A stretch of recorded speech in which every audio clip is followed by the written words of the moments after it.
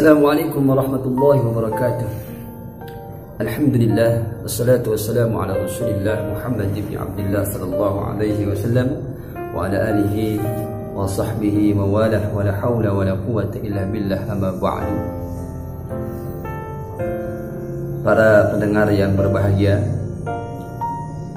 di Allah memberikan kepada kita semua kekuatan, tambahkan keimanan kita oleh Allah Subhanahu wa taala, ditambahkan keberkahannya oleh Allah Subhanahu wa taala, ditambahkan rezekinya yang halal, yang barakah, yang banyak buat kita semua guna beribadah pada Allah Subhanahu wa taala. Pada pendengar yang berbahagia, pada kesempatan ini saya ingin menyampaikan apa yang telah disampaikan oleh Al-Alamah Sayyid Abdullah bin Alawi Al-Haddad dalam kitabnya berjudul Sabibul Itikad wal I'tibar bima yamurru bil insan wa yanqadi lahu min al-a'mar.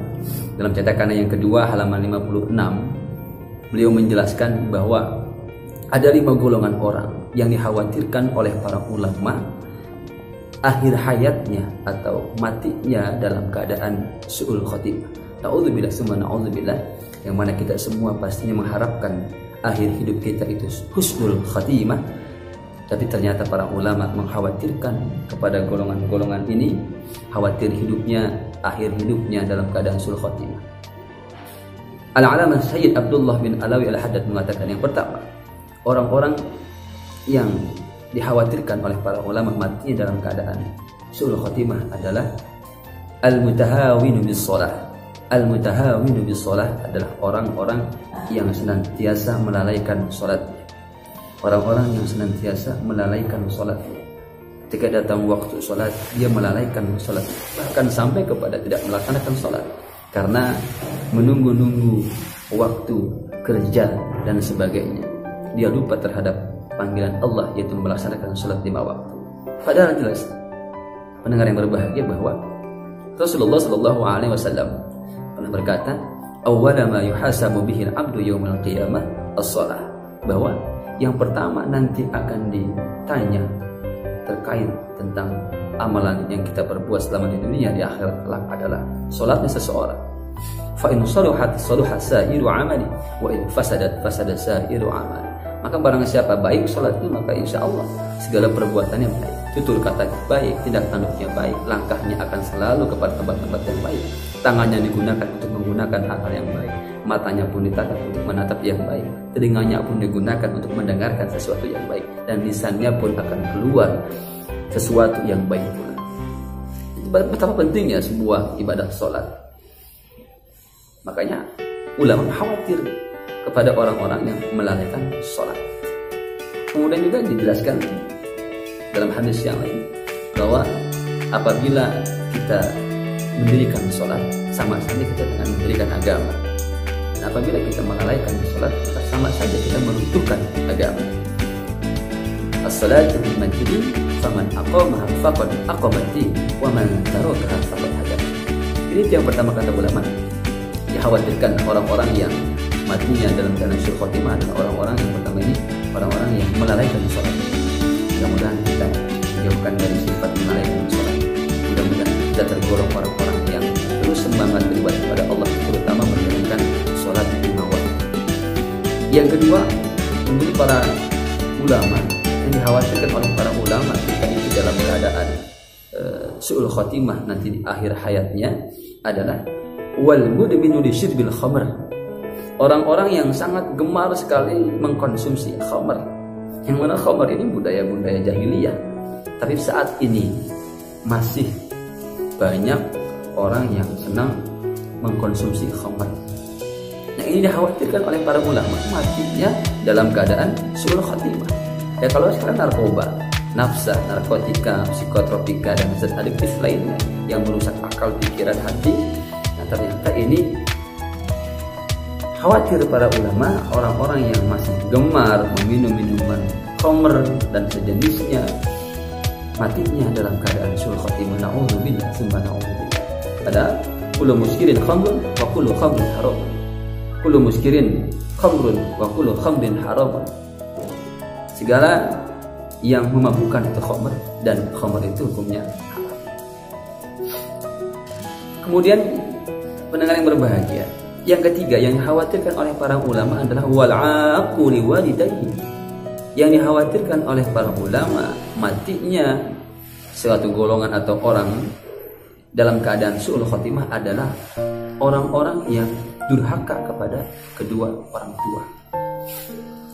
Kalau kita durhaka kepada orang tua, ini dikhawatirkan oleh para ulama matinya kita dalam keadaan su'ul khotimah. Kalau di Indonesia ada cerita malin kundang. Ini menyebabkan dalam keadaan su'ul khotimah kelak di akhir hayat. Yang keempat, menurut para ulama, orang-orang yang tergolong kepada matinya dalam keadaan su'ul khotimah, dikhawatirkan matinya dalam keadaan su'ul khotimah adalah walladzi yu'dil muslimin. Itu orang-orang yang suka menyusahkan, orang-orang yang suka menyusahkan, menzalimi muslim yang lainnya. Jadi orang yang gemar menyusahkan, orang yang gemar menzalimi sesama muslim lainnya, dia dikhawatirkan oleh para ulama matinya dalam keadaan su'ul khotimah. Jadi walladzi yu'dil muslimin. Padahal Rasulullah SAW senantiasa memerintahkan kepada umatnya agar senantiasa berbuat baik kepada saudara muslim, berbuat baik kepada tetangga. Itu perintah Rasul yang harus kita jalankan. Nah, kalau seandainya sebaliknya kita senantiasa berbuat zalim kepada sesama muslim, maka dikhawatirkan hidup kita akhirnya nanti akan tergolong kepada orang-orang yang su'ul khotimah. Na'udzubillah, summa na'udzubillah. Mudah-mudahan kita senantiasa berbuat baik kepada tetangga kita, kepada saudara kita, apalagi saudara semuslim. Saudara di luar agama kita pun wajib kita pergauli dengan baik selagi dia tidak mengusik ketenangan umat Islam. Rasul pun memerintahkan kita untuk mengasihi mereka, apalagi sesama muslim. Yang terakhir, kata para ulama, yang dikhawatirkan akhir hayatnya dalam keadaan su'ul khotimah adalah al-musirruna 'alal kaba'iri wal maubiqat. Al-musirruna 'alal kaba'iri wal maubiqat. Siapa dia? Dia adalah orang-orang yang terus-menerus melakukan dosa. Orang-orang yang terus-menerus continue melakukan dosa-dosa dan tanpa mau bertobat kepada Allah Subhanahu wa taala. Na'udzubillah, tsumma na'udzubillah. Ternyata mereka dikhawatirkan telah matinya dalam keadaan su'ul khotimah. Tidak ada dosa besar jika diiringi dengan istighfar, dan tidak ada dosa kecil kalau seandainya terus-menerus dilakukan setiap saat.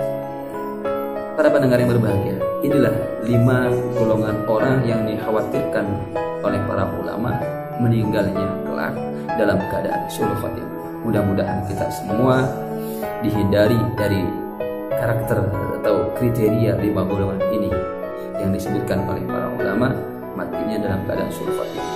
Momentum Ramadan kali ini mudah-mudahan kita bisa manfaatkan untuk terus mengasah diri, melatih diri guna menjadi muslimah yang sejati, taat kepada Allah, taat kepada Rasulullah SAW, serta berbuat baik kepada seluruh manusia. Itu saja yang dapat saya sampaikan. Kurang lebihnya mohon maaf. Akhirul kalam, wallahu muwaffiq ila aqwamit thoriq. Wassalamualaikum warahmatullahi wabarakatuh.